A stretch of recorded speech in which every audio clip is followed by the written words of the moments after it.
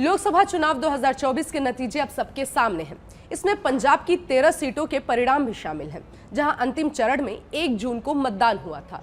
पंजाब के नतीजों पर नजर डालें तो यहां कांग्रेस को 7 सीटें मिली हैं, लेकिन आप शिरोमणि अकाली दल और बीजेपी को तगड़ा झटका लगा है। ऐसे में आइए जानते हैं कि पंजाब के नतीजे क्या रहे, आप बीजेपी और शिरोमणि अकाली दल को क्यों हार का सामना करना पड़ा और अमृतपाल सिंह के जीत के मायने क्या हैं।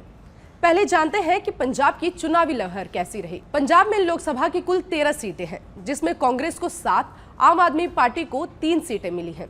शिरोमणि अकाली दल को 1 और 2 निर्दलीय उम्मीदवार ने जीत दर्ज की है, जबकि पंजाब में बीजेपी को अब तक कोई सीट नहीं मिली। अमृतसर, फतेहगढ़ साहिब, फिरोजपुर, गुरदासपुर, जालंधर, लुधियाना और पटियाला में कांग्रेस को जीत मिली है, जबकि आनंदपुर साहिब, होशियारपुर और संगरूप आपके खाते में गई है। भटिंडा शिरोमणि अकाली दल, खडूर साहिब से अमृतपाल सिंह और फरीदकोट से निर्दलीय सरबजीत सिंह खालसा ने जीत दर्ज की है। पंजाब में कांग्रेस एक बार फिर से सबसे बड़ी पार्टी उभरी है, हालांकि उसे 1 सीट का नुकसान हुआ है।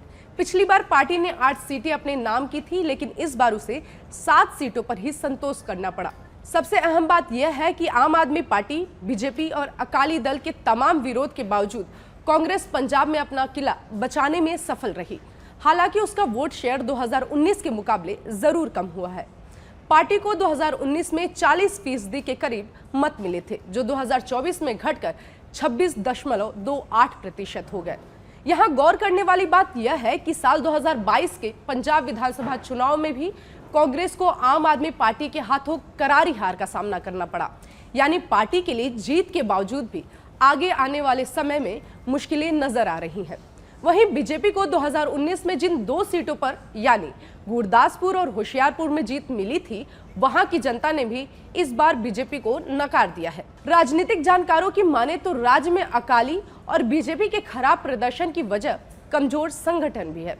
पंजाब में बीजेपी लंबे समय तक अकाली दल पर निर्भर रही, लेकिन 3 कृषि कानून को लेकर शिरोमणि अकाली दल के बीजेपी से अलग होने के बाद स्थिति पूरी तरह से बदल गई। हालांकि चुनाव से पहले दोनों के फिर से साथ आने की चर्चाएं थी, लेकिन यह हकीकत में तब्दील न हो सका। वहीं बीजेपी ने अकाली दल से अलग होने के बाद भी पार्टी को मजबूत करने के लिए संगठन में बड़े स्तर पर फेरबदल किया और कांग्रेस और आम आदमी पार्टी के कई नेताओं की पार्टी में एंट्री कराई, लेकिन इसका कोई फायदा नजर नहीं आया।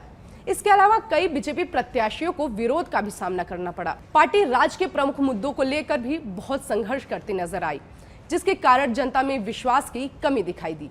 दूसरी तरफ अकाली दल के कई नेताओं के पार्टी छोड़कर जाने का भी उसे नुकसान हुआ है। पार्टी न तो मुद्दों और न ही गठबंधन को लेकर स्पष्ट दिखी।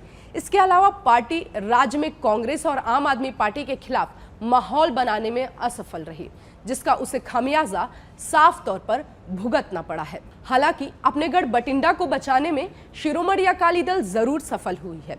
यहां से हरसिमरत कौर बादल ने 94,000 वोटों से जीत हासिल की है। खुद को खालिस्तान समर्थक बताने वाले अमृतपाल सिंह ने भी पंजाब के खडूर साहिब सीट से जीत दर्ज की है। अमृतपाल सिंह के जीत के कई मायने हैं। पहला, करीब 2 लाख मतों से कांग्रेस प्रत्याशी को हराकर सिंह ने बता दिया है कि वो पंजाब की सियासत में कितने मौजूद हैं। दूसरा, खडूर साहिब को पंथ की सीट के रूप में जाना जाता है और ये दल शिरोमणि अकाली दल का गढ़ रही है। कांग्रेस ने पिछले 50 सालों में केवल 2 बार यह सीट जीती। पहला 1992 में, जब नतीजों को संदिग्ध मानते हुए अकालियों ने उसका बहिष्कार कर दिया था, और दूसरा 2019 में। पंजाब की अन्य सभी सीटों की तुलना में खडूर साहिब में सिख धर्म राजनीति का प्रभाव सबसे अधिक रहा है। तीसरा, अमृतपाल की जीत उनके समर्थकों के लिए भी सुकून देने वाली है, जो सिंह के जेल में जाने के बाद अपने अस्तित्व के लिए संघर्ष कर रहे हैं। सिंह पिछले 1 साल से राष्ट्रीय सुरक्षा कानून NSA के तहत आरोपों का सामना कर रहे हैं और असम के डिब्रूगढ़ जेल में कैद हैं। लेकिन सिंह के जेल में रहने के बावजूद उनके माता पिता ने प्रचार की कमान संभाली और चुनाव में बेटे को बड़ी जीत दिलाई। पंजाब की कई सीट ऐसी भी रही जिन पर दिग्गज नेता अपना दांव हार गए। चुनाव आयोग की तरफ से जारी नतीजों को देखें तो कई बड़े चेहरों को हार का सामना करना पड़ा है। इसमें तरनजीत सिंह संधू, परमपाल कौर सिंधु, हंसराज हंस, सुशील कुमार रिंकू, रवनीत सिंह बिट्टू और परनीत कौर का नाम शामिल है। पंजाब के चुनावी परिणाम का निचोड़ निकाले तो यह नतीजे कांग्रेस, आम आदमी पार्टी, बीजेपी और शिरोमणि अकाली दल के लिए एक सबक है, क्योंकि कांग्रेस का किला तो बचा लेकिन वोट शेयर कम हुआ। आम आदमी के दावे खोखले निकले तो बीजेपी और अकाली दल के लिए अपना अस्तित्व बचाना एक मुश्किल हो गया। निर्दलियों की जीत ने भी राजनीतिक दलों को कई संकेत दिए हैं। ऐसे में अगर ये दल भविष्य में अपनी रणनीति में बदलाव नहीं लाते हैं तो आने वाले समय में इन्हें मुश्किलों का सामना करना पड़ सकता है। चुनाव से जुड़े ऐसे ही तमाम विश्लेषण को जानने के लिए जुड़े रहें क्विंट हिंदी के साथ। एक अकेला हिंदुस्तान को बचाने वाला चुनाव है।